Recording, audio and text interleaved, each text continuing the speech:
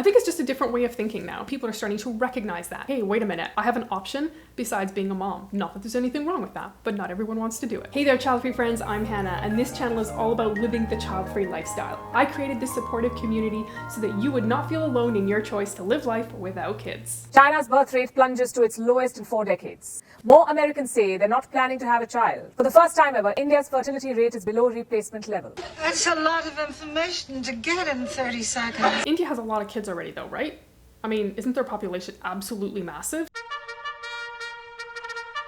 The fact that they might be actually having a few less kids is a good thing? Yes? No? This is going to sound sort of high maintenance, but could we have it like 3 degrees cooler in here? I always think better when it's cooler. What's replacement level? It basically means every woman should have 2.1 children if a country is to replace its dying population. Is it actually necessary? Because we always talk about that we have so many people in this world. Does it matter if our population decreases a little bit? I don't think so.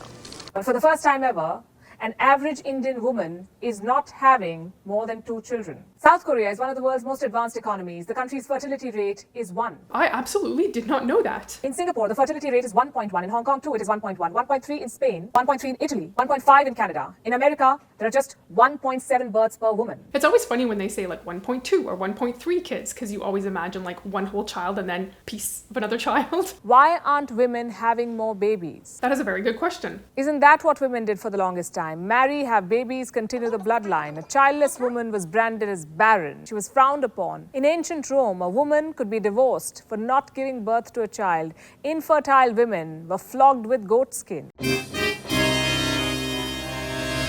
That's horrible. Like, that's not something that you can help if you can't have a baby, which actually makes me think, is that why people still hang on to this idea that if you don't have a child, you're somehow a bad woman or a bad person? I think maybe we haven't completely let go of that. In the Middle Ages, infertile women were called witches, compared to Satan.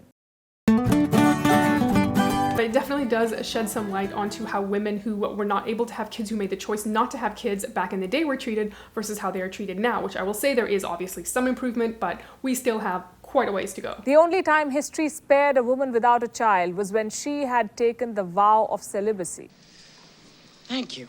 Motherhood was a moral obligation for all the other women. It's not anymore. This is the era of opting out. Women today are choosing to be child-free. They're chalking out a different path for themselves, becoming more than just a reproductive machine. I am so happy that this is no longer a moral obligation. However, I would say from the way that some people react to our choice not to have kids and to not want to be moms or dads, you almost think it still is a moral obligation.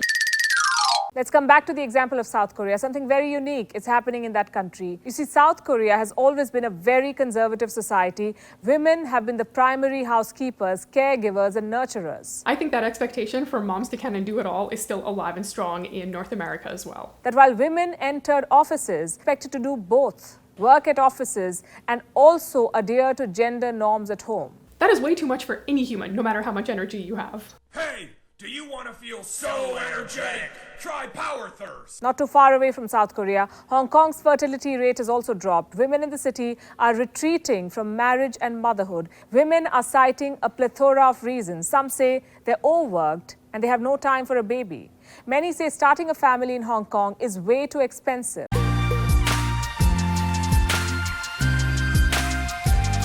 Many can't afford to bring up a baby. Many simply do not want to. Or I don't want them, so I won't have them, so back off. I feel like people can't say that cost isn't a factor in whether or not people choose to have children, because it is a factor. It's a huge factor. Then there is India, the world's second most populated country. It is also home to the world's largest millennial population. Many would study instead, marry late, and chase their career goals. Women have so many more opportunities now than they ever have in life, and I think there are a lot of women that want to take advantage of that. A Pew research found that as of 2019, just 44% of the millennials were married, 61% of boomers, and 81% of silents were married by the time they'd reached that age. I'm stopping this for just a second because I want to take a closer look at this. That's what everybody used to do, and now people are recognizing that they have other opportunities, and I think that's really appealing to people. This is the trend of opting out. Opt out. The movement in America is very different. Couples are choosing to stay child-free. It may be because of financial burdens, or wanting to live their own lives, or simply being okay with not having a child.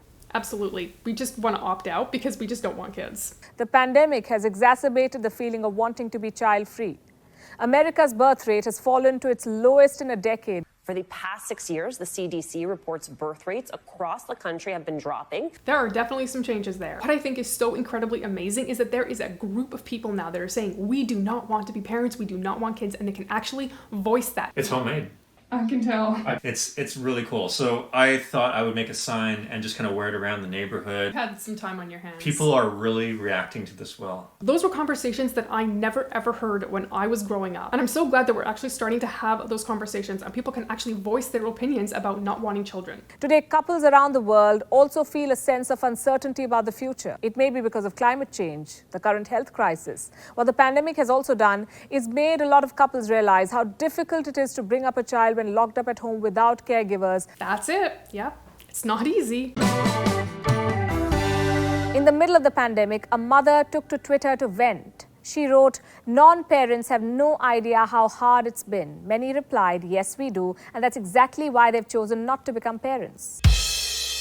People give us such a hard time about making the choice not to have kids, but we've thought through it. The debate became so ugly, by the way, that the mother had to take down the tweet. Truth be told, the world is still very much uncomfortable with the idea of women not marrying or couples not becoming parents. It'd be interesting to know if people who choose not to have kids get more flack or people who choose not to get married have more flack. Pope Francis, the supposedly progressive Pope, recently had a word of advice for non-parents. Questo rinnegare la paternità e la maternità ci diminuisce. Rich words from a non-parent. I did a whole video on this topic because it got me a little fired up. You can watch it up in the cards.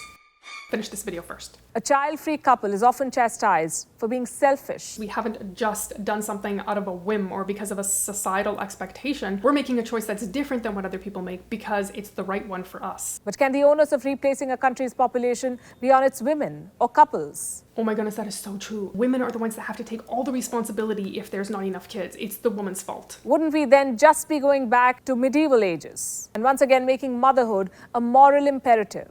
Okay, maybe I'm thinking way crazy, but how about people just get to do what they want to do? Nobody has to have 2 kids or 3 kids or 4 kids.